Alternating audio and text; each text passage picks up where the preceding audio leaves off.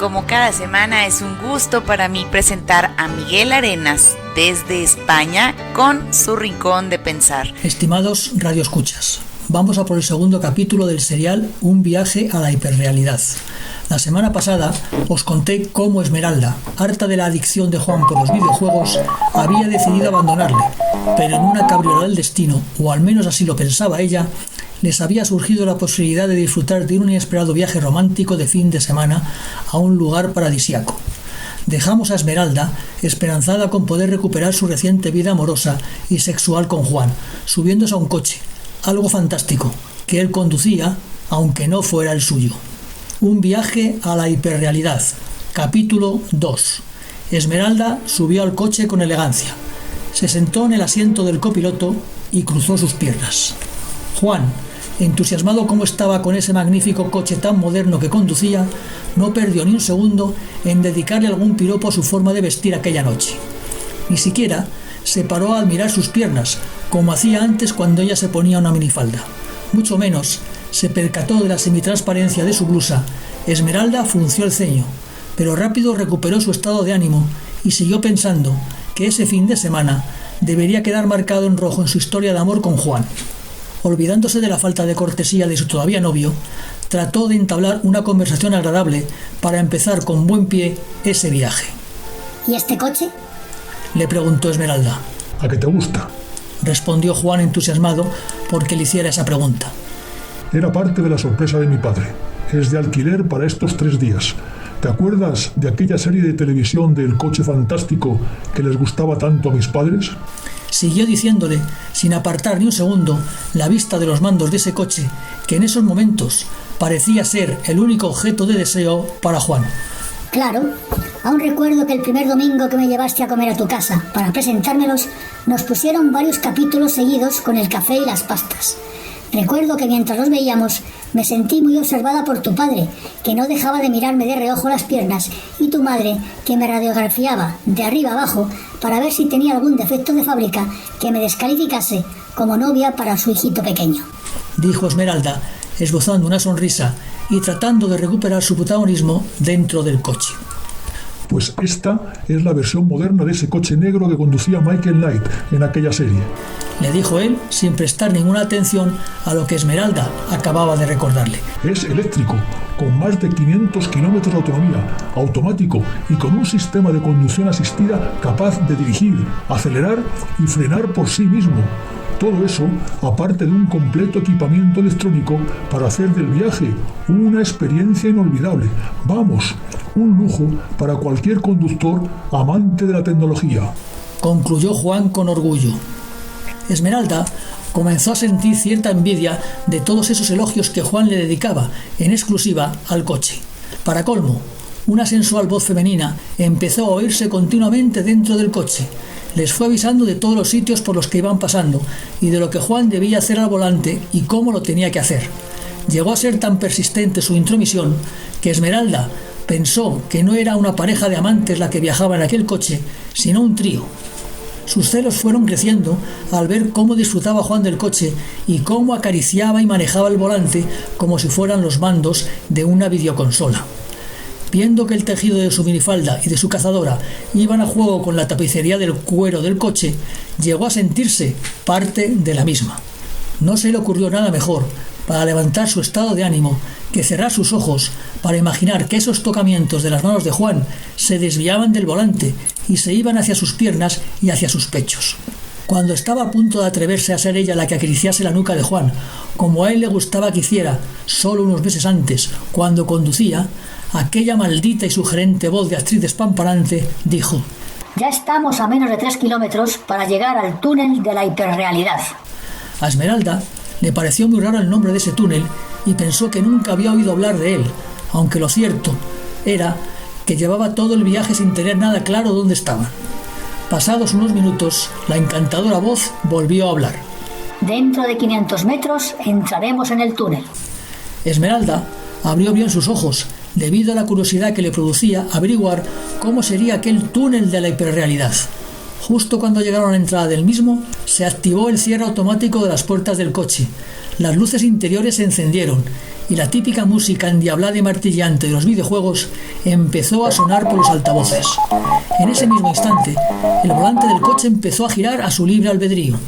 Un marcador, sobreimpresionado a la derecha del parabrisas, mostró 2 contadores.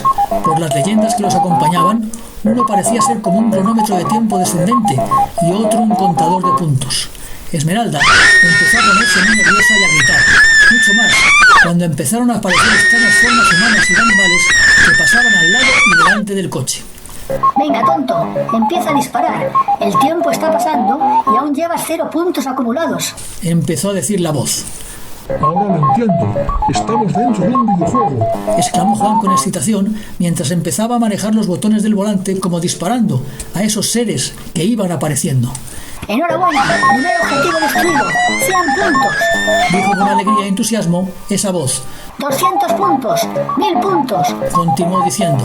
Recuerda que tienes que alcanzar los 10.000 puntos en minuto y medio si quieres salvarla y quedarte con ella. Juan no alcanzó a entender lo que la voz le acababa de decir, porque ya solo miraba lo que iba apareciendo delante del parabrisas, con el único propósito de disparar para destruirlo y seguir acumulando puntos.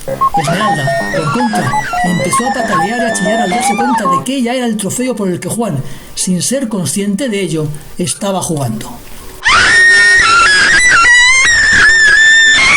¡Cállate, estúpida!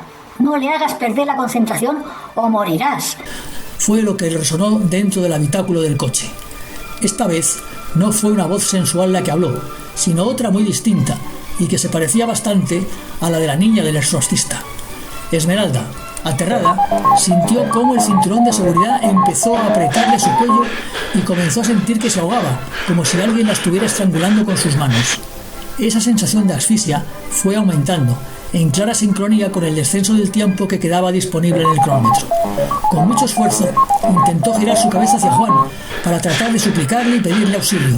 Cuando a duras penas logró divisar algo de su rostro, se estremeció al ver que, según aumentaba el marcador de puntos, los ojos grises de Juan empezaron como a salirse de sus órbitas y su boca de galán de cine del blanco y negro comenzaba a sonreír diabólicamente. En su rostro no vio la desesperación y la tensión de alguien que está luchando por salvar la vida de su amada, sino la expresión de un videoadicto que busca el éxtasis a base de acumular puntos para ganar su partida. De repente comenzó a sonar una sirena como la de las ferias de los pueblos, cuando se acaba el tiempo destinado a una de las atracciones.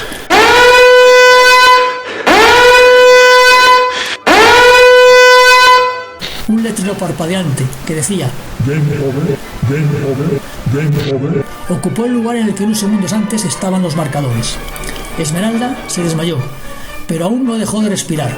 Sus ojos y su boca se quedaron abiertos, su cabeza ladeada hacia el asiento del conductor, y en su rostro se adivinaba la cercanía de la muerte. Juan no se dio cuenta de que Esmeralda había dejado de gritar y llorar. Solo empezó a dar puñetazos y cabezazos sobre un volante que no dejaba de girar descontroladamente mientras exclamaba: ¡Maldita sea! ¡He perdido! Solo me han faltado 100 puntos. Si hubiera tenido 5 segundos más, lo habría conseguido. Ni siquiera se dio cuenta de que Esmeralda ya no estaba con él dentro del coche, hasta que levantó la mirada y vio a una bella mujer, con su misma apariencia, tumbada dentro del túnel, en la carretera, como desmayada, a solo unos metros por delante del coche. En ese instante se volvió a oír a la voz sensual decir al borde del éxtasis y simulando estar a punto de conseguir el orgasmo en una relación sexual: «Adelante, el control del coche es todo tuyo, ahí tienes tu último objetivo, si la rematas y la pasas por encima, conseguirás 200 puntos más y batirás el récord, solo así me podrás poseer y me quedaré contigo para siempre». Y aquella voz en off se puso como a jadear. Se oyó cómo se desbloqueaban las puertas y cómo el volante dejaba de girar libremente. Fue entonces cuando Juan miró al lado del copiloto y notó la ausencia de Esmeralda. Preso él también de la excitación, agarró con fuerza el volante, miró al frente y exclamó en voz alta preguntándose a sí mismo: ¿Qué debo hacer?, dijo mientras iba mirando sucesivamente a la mujer tendida en el suelo y al coche en el que estaba, como tratando de decidirse y elegir con quién quería pasar el resto de su vida. «Dispara ya, imbécil, acaba con ella, que se te agota el tiempo, te estoy esperando para hacerte el hombre más feliz del mundo. Lo que yo puedo ofrecerte, no hay mujer que sea capaz de igualarlo». le respondió la voz sin dejar de jadear. De repente, la voz empezó a hacer una cuenta atrás descendente como las que hacen antes de lanzar un cohete al espacio. 10, 9, 8... En ese momento, Juan agarró el volante, metió la marcha adelante, pisó el acelerador y el coche se puso en marcha.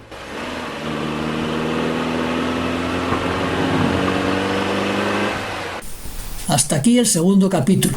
Sé que es una faena que os haga esperar hasta el próximo miércoles para averiguar cómo acaba este viaje a la hiperrealidad de Juan y Esmeralda, pero no os va a quedar más remedio que hacerlo.